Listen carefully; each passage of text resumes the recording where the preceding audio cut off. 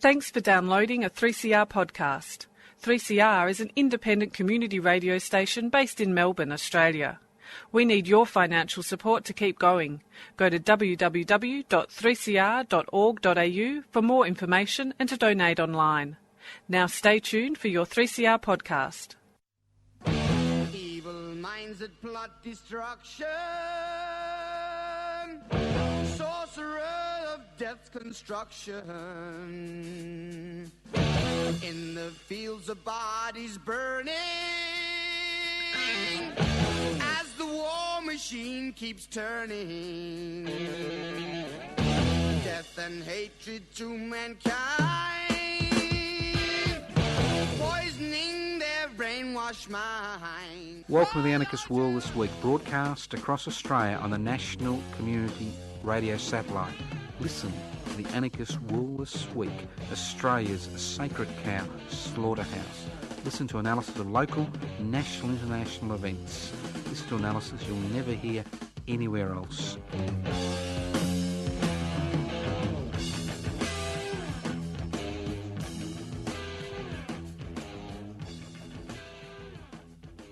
Welcome to the Anarchist World This Week, broadcast across Australia on the Community Radio Network. This program is streaming live on 3cr.org.au. The program is podcast. You can access the podcast for the next few weeks by going to 3cr.org.au. This program is brought to your local community radio station courtesy of the Community Radio Network. If you listen to this program for the first time and you'd like it broadcast on your local community radio station, knock on the station manager's door, ask them if they're a member of the Community Radio Network. If they are, it's very simple to listen to the Anarchist World This Week. If they're not, it's still relatively simple. So, if you wonder what anarchy is all about, so there was a little meeting last night and they were telling me how evil anarchists were. And I thought, oh, well, this is interesting. But look, the word anarchos comes from the word, it's a Greek, it means without rulers.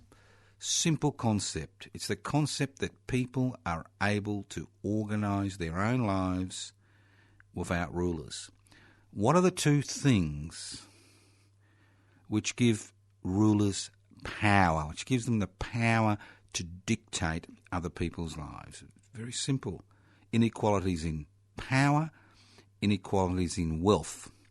So the anarchist struggle is based around the concept of devolving power and ensuring that everybody has access to society's wealth. Very simple concepts. Nothing hard about it. Nothing complex. We're told everything is complex. It's not complex. It's very simple. How do you evolve power? The best way I know is through direct democratic methods.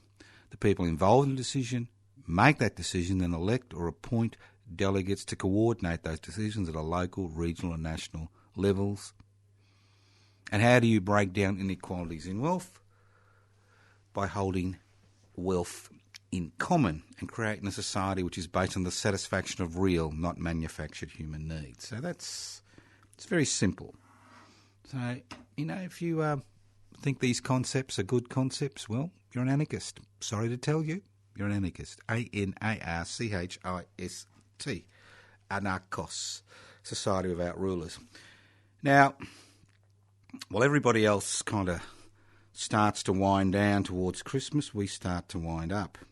Now, we've got a lot of things happening in the next 5 months, and we're going to need your support to ensure that all the things the Anarchist Institute is involved in. And see, the Anarchist Institute is a little bit different to most political organisations. We're not interested in taking over political or social or cultural movements. What we're interested in is actually promoting, assisting movements and social and political movements which want to create a freer society, which want to create an egalitarian community. So we've been involved in a number of projects over the years. Now, one of the projects which is coming to fruition in the next week or so is the Tanaminewa Morbohina Monument.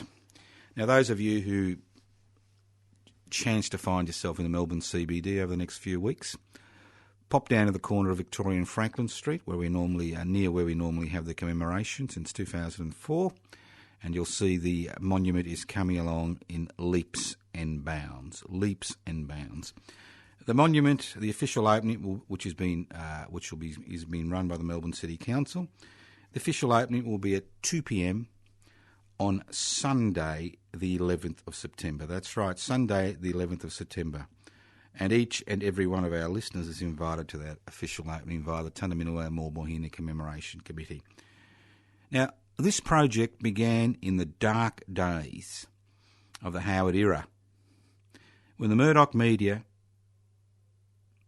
and the Howard government were promoting and supporting the wind shuttles of the world, who are attempting to deny this country's history.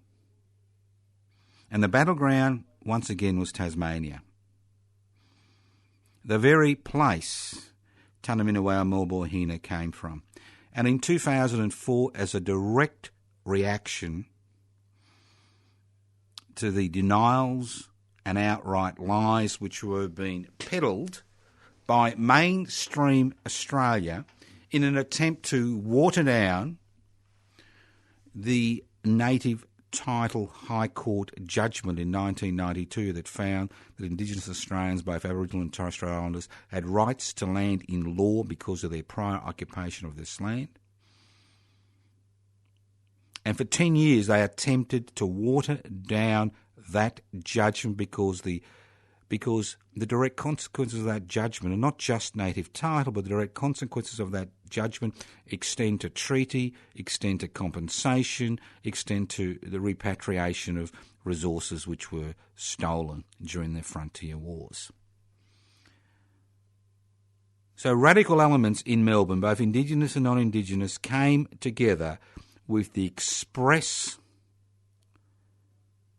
idea of attempting to overturn the propaganda which was being peddled by the Murdoch media and the Howard government regarding the colonisation process. And if you listen to them, it's like they just walked in and said, hello, thank you, it's all yours, goodbye.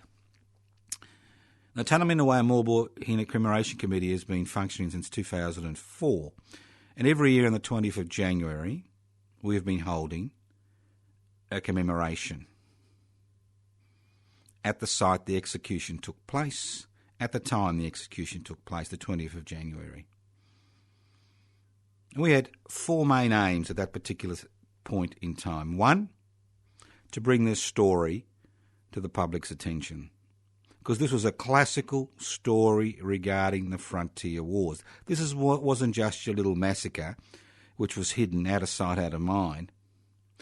These were people who were involved. There was Tannaminaway Maulboyheenner, Putirana, Planobina and Truganini. These were people who were involved in a resistance war regarding colonisation in this country, and the two men, Tannaminaway and Maulboyheenner, paid the ultimate price. They were publicly executed. The first people publicly executed in the state of Victoria were not those responsible for the massacres, were two people from Tasmania who'd been involved in a struggle in Tasmania, and then when they were brought across to Victoria, in Victoria.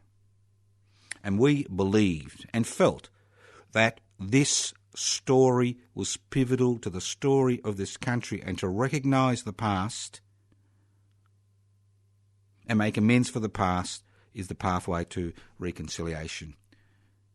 We wanted to hold a commemoration every year on the 20th of January, which we've held every year since 2004.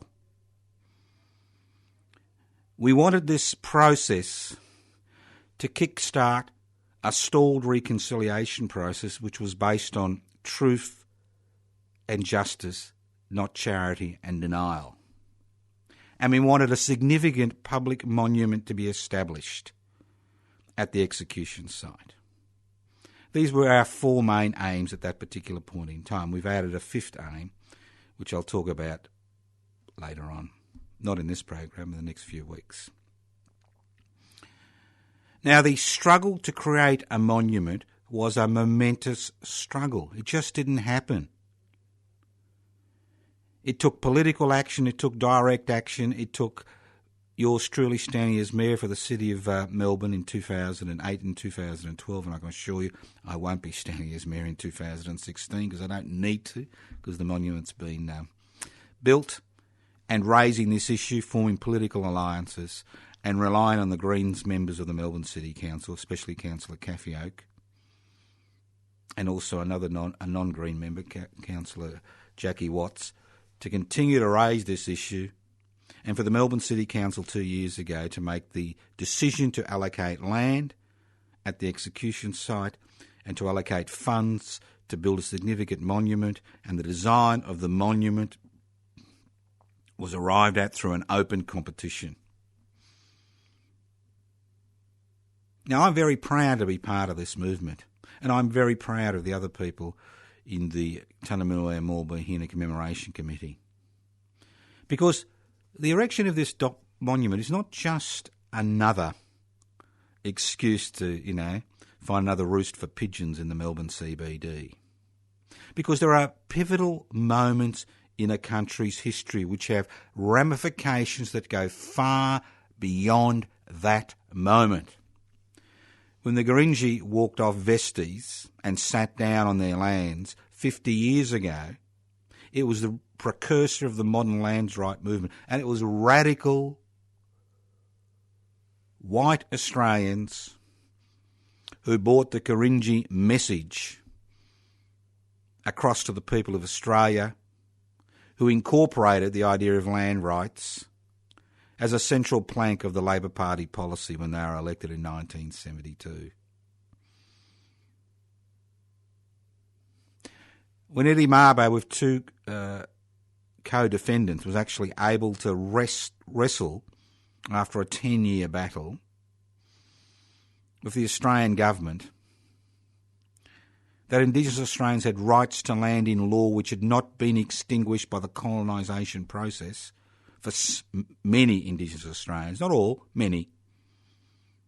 Again, this had wide ramifications across the country. And the establishment of this Tunaminaway and Morbohina monument, the first major monument to the frontier wars in Australia, in a large Melbourne metropolis in the CBD, will kickstart this stalled reconciliation process, which has been caught up in discussions regarding protocol, regarding referendums, which really have neither here or there impact. So, all those of you who listen to this program over the last 39 years, all those of you who have been involved in that struggle since 2014, this is your moment to reclaim and celebrate your victory, because without your support, the Tunaminaway and Morbohina Commemoration Committee would never have been in a position to achieve this milestone. So you've got a personal invitation from yours truly, Joe Toscano, to come along to the official opening, 2 p.m, Sunday, the 11th of September. And we fought to have it on a Sunday because initially the council wanted it on a Tuesday, but we wanted it on a Sunday because we wanted people to come along. So it's 2 p.m, Sunday, the 11th of September, at the monument site, at the corner of Franklin and Victoria Parade. Franklin Street and Victoria Parade. If you wonder where that is, it's near the Melbourne City Baths. It's not far from the 8-hour monument. It's across the road from Melbourne Trades Hall. So it's a relatively significant site. It's the site where we believe the execution took place. So come along, be part of these celebrations, and don't forget to join us on the 20th of January at the monument site for the yearly commemorations, which are organised by the Tunaminaway and Morbohina Commemoration Committee. In the next few days, we'll have more information regarding this, regarding a number of the websites that I'm involved in, like the Anarchist Institute website, the Tanaminoa Morbohina website, the Public Interest Before Corporate Interest website. But put it in your diary, bring your children. This is a historic moment. And let's not just leave it to the Melbourne City Council, but let's have all those people who've supported us to call their friends, bring their friends, their families, because this is a place for reflection. This is a place for healing. This is a place for thinking about the future. Not only is there a monument, but there is a large Indigenous garden which is also part of that monument process. So come along. Now, I've got a lot of other things kind of organised. As I said, it's a busy time. In early October, we've got Peter Norman Day. And you say, Peter Norman Day? Peter Norman Day. Well, Peter Norman Day is Human Rights Day in the United States. And you say, who's Peter Norman?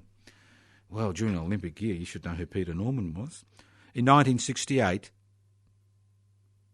when two Afro-American athletes involved in the 200 metres race went out to collect their medals, Peter Norman, an Australian silver medalist, stood on that dais and supported their protest against racism by having a badge from the Project for Human Rights. Now, Peter Norman was punished severely for his whole life in this country. Coburg boy, born in Coburg, in Melbourne. In 1972, he was denied the right by the Australian Olympic Committee, and they will deny this, to race in Munich, although he had achieved qualifying times in 100 metres and 200 metres. And for the first time in Australian history, we had no runners. And from then on, he had a difficult life. And in the year 2000, when Sydney hosted the Sydney Olympics, and every minor Australian dignitary fed themselves at the Olympic trough, nobody bothered. Nobody bothered to invite Peter Norman as an official guest of the Australian Olympic Committee. And when the United States track and field team found out that he had not been invited, they invited him as their personal guest to Sydney. And his support was valued so highly by the athletes involved in that protest, they came to his funeral a number of years ago here in Coburg. And that day is marked as Human Rights Day by the Track and Field Association of the United States of America. And we'll be holding another Peter Norman commemoration celebration on that day in early October here in Melbourne, in Human Rights Square, which is normally called City Square, but after the eviction of the Occupy Melbourne protesters in 2011, we decided to call it Human Rights Square. So we'll speak more about that. Then we are in the process of organising a public meeting for candidates and the people of Ballarat for the local council elections, because, as you've heard on this program over and over again, never since 1855 has the Eureka flag been flown on the main flagpole on the Ballarat Town Hall. And the excuse we get is it's not an official Australian flag. And for the last 12 years, the Reclaim the Radical Spirit of the Eureka Rebellion celebrations, which again is another Anarchist Institute initiative, has been agitating for this to occur. And as there are council elections coming up in October, we thought it was appropriate that we see of all those who are standing for councillors, how many will bother to come to the meeting, but more importantly, of those who come to the meeting, how many support the idea that the Eureka flag should be flown on the main flagpole on the Ballarat Town Hall on the 3rd of December every year. And people wonder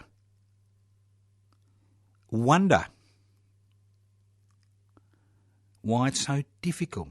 So we'll keep you informed about that. That'll be a meeting sometime in most likely late October or middle of October. And then we have the Francesco Fantine Memorial Gathering,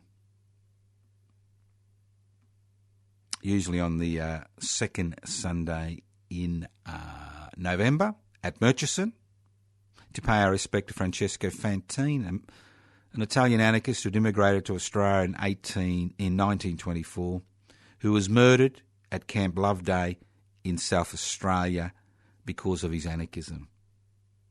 He was interned with Italian fascists who eventually beat, humiliated and murdered him.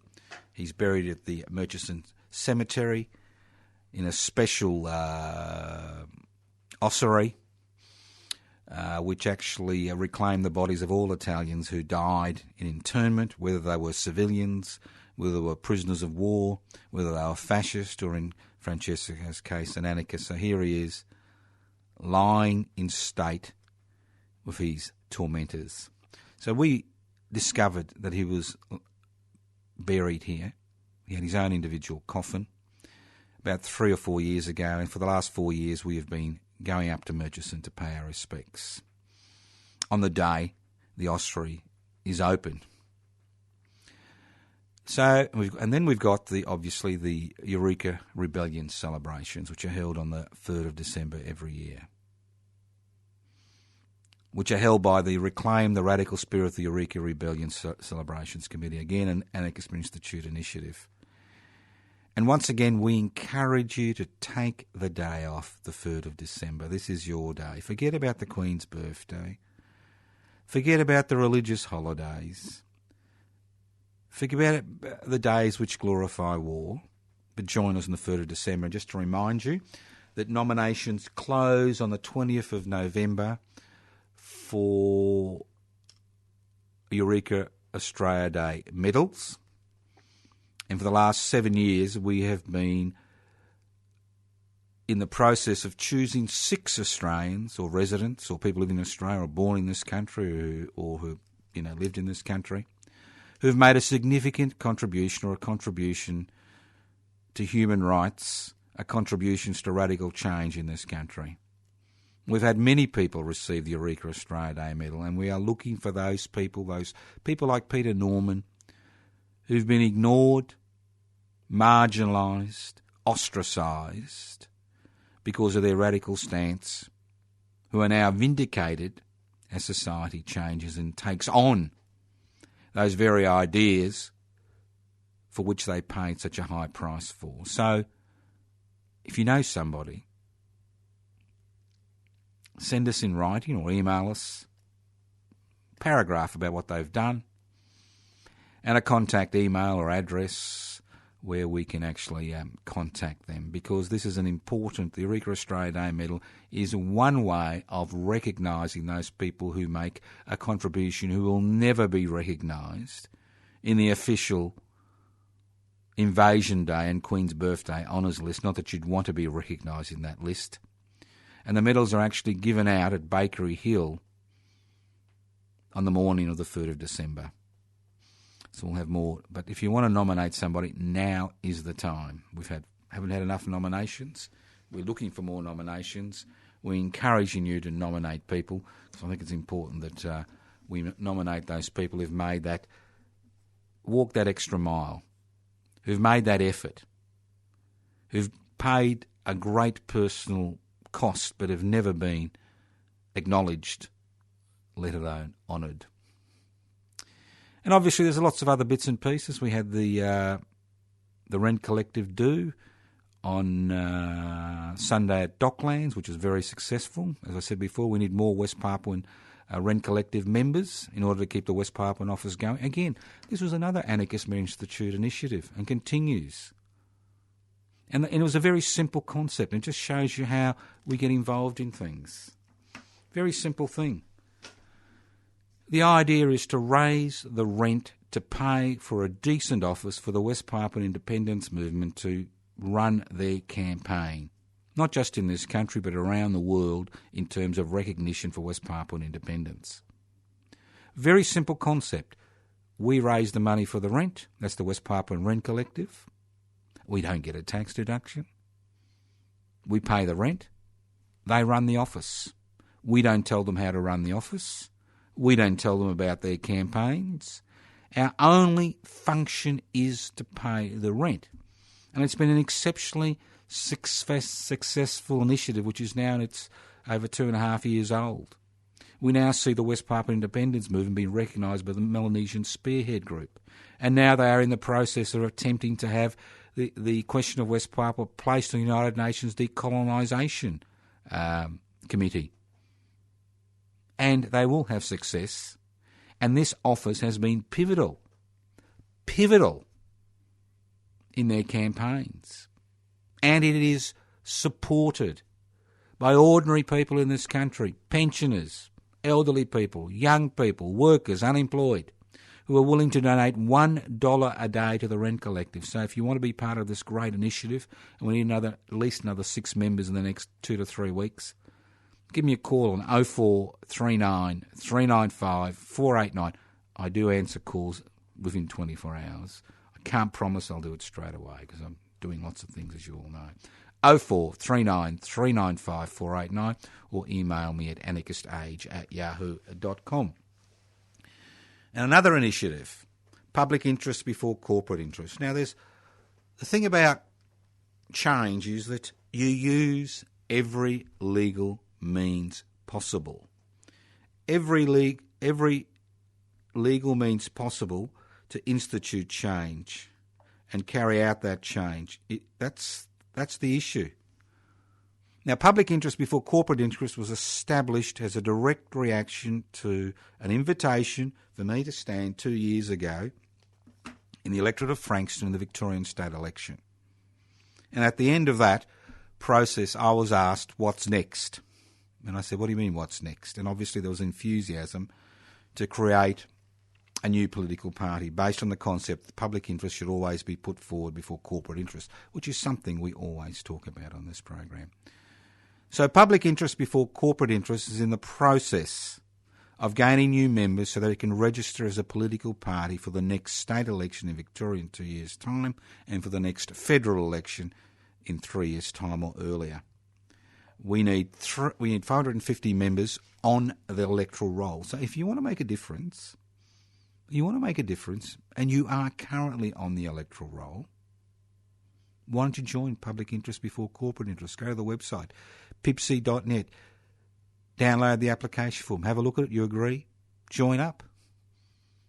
If you don't agree, fine. If you're not on the electoral roll, it doesn't matter. We accept members who are on the electoral roll but who are not. But it's those on the electoral roll are those that give us the opportunity to register as a political party. Why a political party? It's another mechanism by which to get ideas across. Another mechanism. You can go to the Facebook page, Public Interest Before Corporate Interest, have a look at the Facebook page, and you can also go to my own personal Facebook page. Yes, I've finally been dragged into the 21st century. I do have a personal Facebook page, which I'm going to use for political activities, and there'll be more and more as everything that we talk about in the program will go on this personal Facebook page, as well as the Anarchist Institute Facebook page, and it's called Toscano for the Public. That's number 4, the public. Toscano, number 4, the public. Have a look at it. You want to be my friend? Fine. I don't particularly care one way or another, because the only real friends we have are those that are flesh and blood, that we actually stand side by side with doing activities. It's very easy to click a button. It's a little bit harder to actually get involved in issues. Now, if you are down south, you live in the south of Melbourne, and you want to work with the Frankston branch, whether you're a member or not, you don't have to be a member to work with them.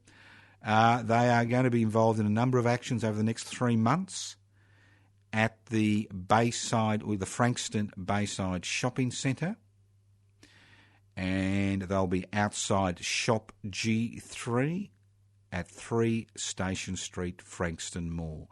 Shop G3, 3 Station Street, outside in the Frankston Mall. Now, They're outside one of those large mobile company phone companies. Now, I'm not going to give them advertising. It's not the one that was privatised by the Labor government 20 years ago. It's not the one that's owned by Singapore superannuants, but it's one of the smaller companies, and they kind of got the V for victory sign. So it's 11 a.m.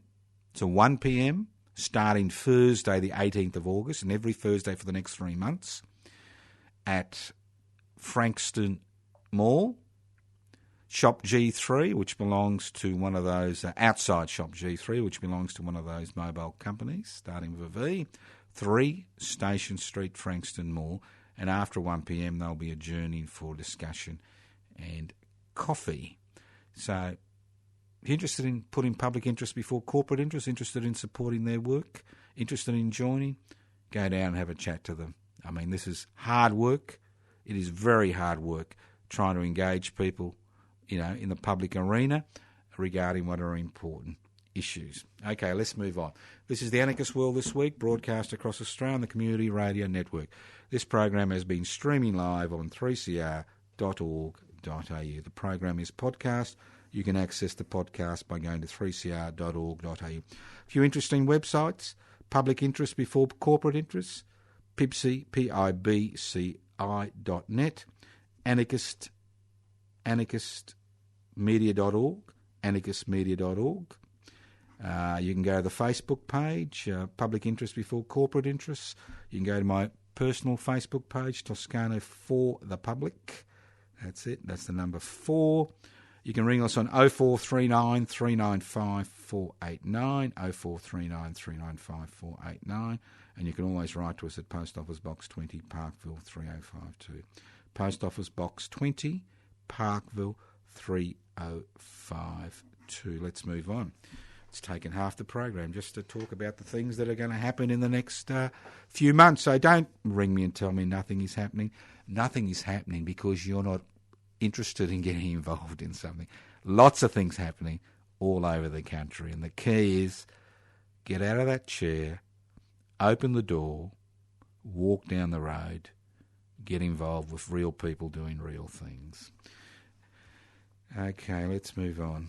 A bit more boring economic stuff. Now, Parliament, I think, is going to be, going to start at the end of August. And already the shenanigans are starting. Now, Mr. Turnbull has got a major problem. And it's not the Anarchist World This Week. And it's not me or it's not you. And it's not those rabbit, chest-beating leftists. His major problem is his own political party. His major problem looks at him every day across the floor of the party room when the Liberal National Party senators and House of Representative members get together in an effort to determine some type of policy. That's his major problem. It's not the crossbenchers, it's not the Greens, it's not the Labor Party, it's not the 2 independents in the House of Reps, and they're the only independents in the whole of Parliament. That's Andrew Wilkie from Hobart and Kathy McGowan from Shepparton. The rest of the people in Parliament currently are members of political parties. It's his own party room which sabotages every initiative he will like to make. And every time he opens his mouth, he has had to get approval from the conservative reactionary elements of the Liberal National Party. Because the issue isn't Mr. Turnbull having a majority in the House. The issue is how many of the members of the Liberal National Party are willing to cross the floor on various issues to sabotage the Turnbull-led government. And don't forget that sabotage is the key word that we need to remember when we look at Turnbull and his cohorts. This is a disunited party. Now, Mr. Turnbull has already been greatly influenced by the conservative reactionary rump of his party because he knows he can do nothing without them. He'll be opening his mouth in the next 24 hours and he'll be telling us about his great plan to make savings. His great plan to squeeze the last drop of blood from Social Security beneficiaries and the elderly. His last plan to ensure that working people in this country many of them continue to be employed in poorly paid, casualised work. He's got the boots out. And those boots are meant for you, your family, and your friends. If you're a member of the corporate world, if you're a member of that small section of society that owns the means of production, distribution, exchange and communication, and I don't think you're listening to the Anarchist World this week, if you're a member of a large corporation, if you're on a corporate board, if you're a CEO or an executive, picking up your $1 million a month or $1 million a day or whatever it is, you don't have to worry about the Turnbull-led government. No worries whatsoever because it's business as usual as far as the corporate sector is concerned. I'll give you a simple example. Now, yesterday I was crying. That's right, I had tears. I mean, you can imagine, streaming down my face when I heard that BHP Billiton had made an $8 billion loss. I was distraught. And then I listened a bit closely because they actually haven't made an $8 billion loss. They've actually made a $1.5 billion profit. Not a big profit, $1.5 billion profit. Their loss was engineered through them downwriting the value of some of their assets so that they wouldn't actually have to pay much tax. A simple thing. We saw the National Australia Bank do it last week, and the list goes on and on. So although you're still making a profit, what you do is you downwrite the value of your assets. You say they're not worth as much if you put them on the market, and hey, bingo, you don't have a tax problem. Could you imagine if you tried the same trick with the Australian Tax Office? You walked in and you said, look, I've written down the value of my home or of my stamp collection or of the, my clothes, and although I made a profit this year, I don't need to pay taxes. You try it and see what happens to you. And I can assure you it's not going to be very pleasant. But they get away with it. And why do they get away with it? It's simple. Because Parliament never looks at legislation to rein in the benefits they enjoy. And you can't blame Parliament for doing it because it's incredible how many Australians, say, well, it's the banks, they need to make a profit. If they don't make a profit, we don't have a stable banking system. It's crazy. Think about it. Think about how crazy things are. We've got qualitative easing when a government provides money to the private banks to lend out to businesses and individuals in order to kickstart the economy. Now, instead of having a middleman or a middlewoman like the privately owned banks, and that's what they are, they're privately owned banks. They may not be owned by individuals, but they're actually owned by, their shareholders. Privately owned banks. And remember, if you're a shareholder, for every share you own, you have a vote. So obviously they're owned by their majority shareholders, and many of these are institutions, right? So instead of giving this money, this largesse to the privately owned banks, why don't governments give it directly to people? We saw it during the global financial crisis when everybody received, $1,600 in their bank account. Bingo! To try to kickstart the economy and try to stop us going down the financial gurgler. I mean, yesterday I was listening to the stock market report. I don't have any shares, you can relax, not even in the minimal superannuation I have. No shares, no stocks, no bonds. I can give you 100% guarantee. And I heard that on the Australian Stock Exchange there was a $5 billion. $5 billion, okay? And I thought to myself, now we've been pushing the concept of a 1% stock market turnover tax now for over a decade. We've been pushing it as a mechanism of making the 1% pay 1%.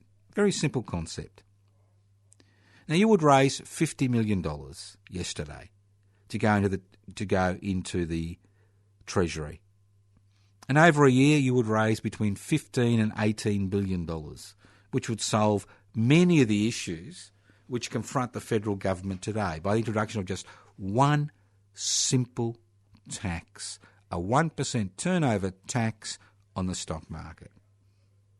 I mean, what other business can you get involved in when you make losses on the stock market? You can actually claim your losses. You can offset your losses as a tax deduction. Just extraordinary. It really is. But it's all good. It's all good. We all believe in it. Whatever is good for the 15% of Australians who are part of the investment class is good for the rest of us, we're told, consistently. Day in and day out, we are told the same boring story. So, if somehow you think the problems we face we're coughing now. We face as a community are due to all those bludgers receiving $235 a week on New Start allowances and all those bludgers, with so-called Mediterranean backs, how racist can you get, who are actually receiving disability support pensions, or all those elderly Australians who didn't actually make enough money during their lifetime to have a superannuation nest egg. They couldn't actually put the money in the superannuation fund to legally diminish their tax responsibilities to the rest of the community, almost none. You're one of those bludgers on the bloody old age pension, which is what many Australians believe, at least 30% of Australians believe, is my opinion. They're the problem. Get rid of them, you don't have a problem, do you? Well, the problem is not that. It's not a problem about expenditure. It's about revenue. It's about the type of revenue. It's the type of taxation system. It's about who is actually asked or forced to put their hands in their pocket and throw the loose change on the table. That's the problem. Because those with the most are never asked to put their hands in the pockets. I mean, you've got the classical case, and I'll say it again, to the day I die, when Mr Murdoch receives an $886 million tax refund in 2013, and when the Federal Treasurer, who's now the ambassador of the United States of America, asks for a comment, he says, no comment. Nothing. When the Panama Papers were released, you ask yourself, remember how it's wonderful, the way it works in this country? We're told we've got a free media. You release information is released, it becomes a headline for one day, and then you forget about it. Just extraordinary, isn't it? It's always a headline. 2 weeks ago, it was about the atrocities that are occurring in youth detention centres in the Northern Territory. Last week, it's this story and that story and this story and that story, but nothing ever seems to be done about it. For example, look at this little political struggle that's going on in Melbourne, in Bendigo Street in Collingwood, regarding homelessness. Now, what we are seeing in Melbourne today, an increasing number of people who are homeless, as property values escalate through the roof, where they got no actual correlation to their real value because of pressures which are placed on the housing market through investors who now buy at least 45% of every house which is sold in this country, or in the state of Victoria, pushing up prices. We have homelessness increasing as rents increase, and because there's no public housing stock, we've got some activists who are homeless, part of the Homeless Persons Union, who occupy a few homes which are owned by the Victorian State Government in Bendigo Street, in Collingwood, and have been holding their nerve for the last few months while they've been occupying these homes and raising the point about homelessness in the state of Victoria, in this country, and that homelessness is a political problem. And if you want to get rid of homelessness, you need a political solution. You see all the guns turned on them. Because somehow their occupation of a few empty homes owned by the Victorian state government, not owned privately, but by the Victorian state government, to highlight the fact that these homes had been left empty for 18 months. We now have crocodile tears about how, the Salvation Army should be running these homes. And I thought, what? Excuse me? Who? What? Salvation Army? See, that's the problem, isn't it? In the past, we had a Ministry of Housing which provided housing not just for emergency cases, which is all they do today, but we had a Ministry of Housing which provided housing for people who would never be able to break into the privately owned housing market, who needed some stability in their lives, and the government ran the Ministry of Housing. And what do we have now? We have both Labor and Liberal governments divesting themselves of their responsibility to the citizens of this, of states around this country, by privatising public housing, by calling it social housing, by giving organisations, both religiously based and non-religiously based charities, the power to run these homes for a profit for these charities, and not having the same oversights that occur in a home that's run, that's owned and run by the state. So we have the state running a mile away from its responsibility to its citizens while it collects, huge amounts of sales tax on every home that's sold.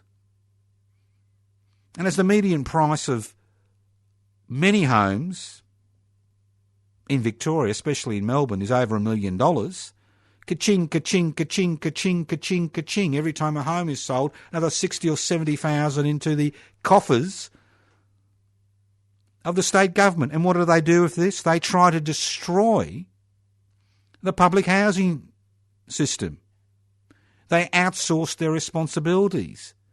Well, it's outsourcing our responsibilities as citizens to private companies in Nauru and Manus Island, or outsourcing our responsibility, as a state or as a country, to our citizens and residents by outsourcing, the social security system to privately run organisations, or outsourcing various elements of the public hospital system, or local councils being forced to outsource, the services they theoretically provide for people. So we no longer have governments actually governing. All they're doing is outsourcing their responsibility to their ratepayers or their citizens to a private organisation whose major responsibility is to create ever-increasing profits for their major shareholders. So it doesn't matter how many negative reports you hear about Wilson Security at Nauru or Manus Island. It doesn't really matter, does it? Or how many negative report you hear about privately run prisons, whether it's in the Northern Territory or Victoria or New South Wales. It doesn't matter. It's yesterday's fish and chips wrapper. It doesn't matter.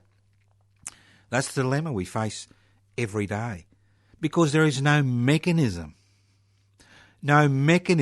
via which things can be changed. And that creates a dangerous situation, because people become disillusioned. They become disillusioned with the country's institutions. They become disillusioned with the political process. They become disillusioned with parliamentary elections. 9% of Australians who are on the electoral roll didn't even bother to vote at the last federal election. 9%, 1 in 11. And when you add the people who should be on the electoral roll who are not on the electoral roll and people who consciously voted informally, you're looking at about 1 in 5 Australians who've given their given the finger to the last federal election because they honestly believe that nothing's going to change for them.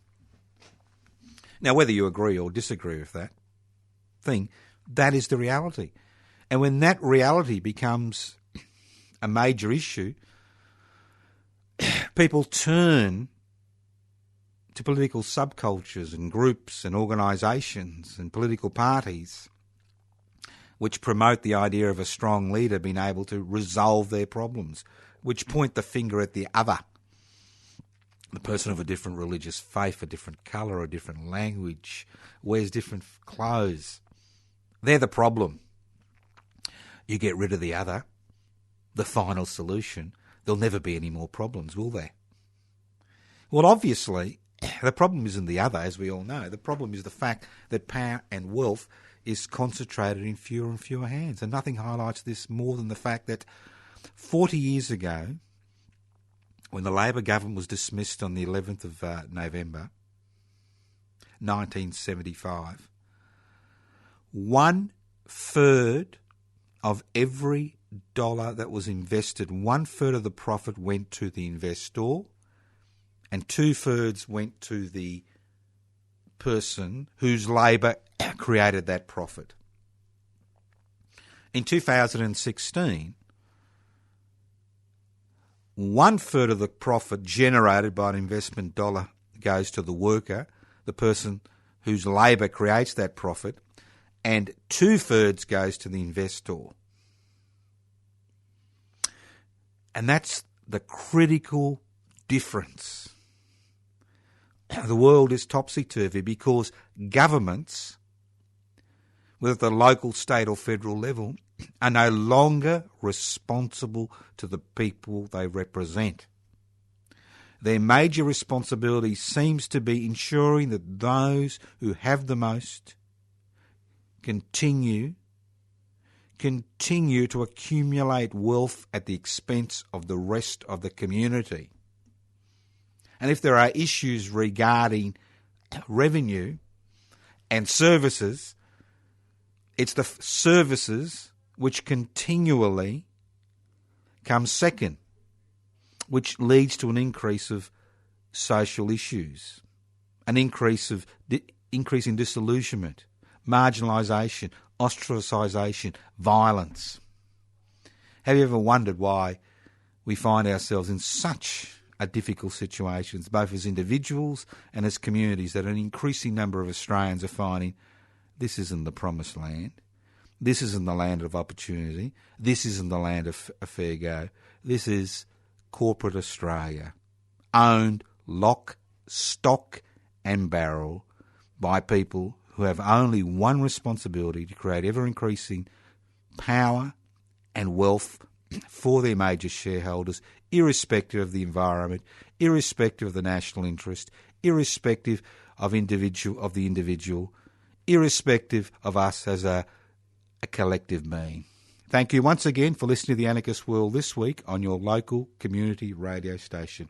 My name is Joseph Toscano. I've been hosting today's program. You can leave messages on 0439 395 489, 0439 395 489. You can write to me at Post Office Box 20, Parkville 3052. Post Office Box 20, Parkville 3052. You can email me at anarchistage@yahoo.com, anarchistage@yahoo.com. The Tunner Minaway and Maul Bohina commemoration site, go to tunnermaul.org, Tunner, Tunner, maul.org. You can, this program is podcast. You can access the podcast by going to 3cr.org.au. This program has brought to you courtesy of the Community Radio Network, a network of independent, community-owned radio stations across the country. If you're listening to this program for the first time, and there is a local community radio station in your neck of the woods, knock on the station manager's door, ask them to broadcast The Anarchist World this week. If your local community radio station is not a member of the Community Radio Network, we can still broadcast The Anarchist World this week. We can send you The Anarchist World this week. And remember, you can think about it, You can fantasise about it, but unless you get up, turn off the radio, open the door, walk down the street, and start becoming involved in activities, nothing will ever change. Nothing will ever change. Thank you once again for listening to The Anarchist World this week on your local community radio station. That phone number, 0439 395 489. That website, anarchistmedia.org. That address, Post Office Box 20, Parkville 3052. Listen in to The Anarchist World this week on your local community radio station next week. Evil minds that plot destruction, sorcerer of death's construction. An analysis you'll never hear anywhere else. Anarchist World this week. Australia's sacred cow slaughterhouse. 10 a.m. every Wednesday. Listen to The Anarchist World this week for an up-to-date analysis of local, national and international events. Poisoning their brainwashed minds. Oh, Lord, yeah.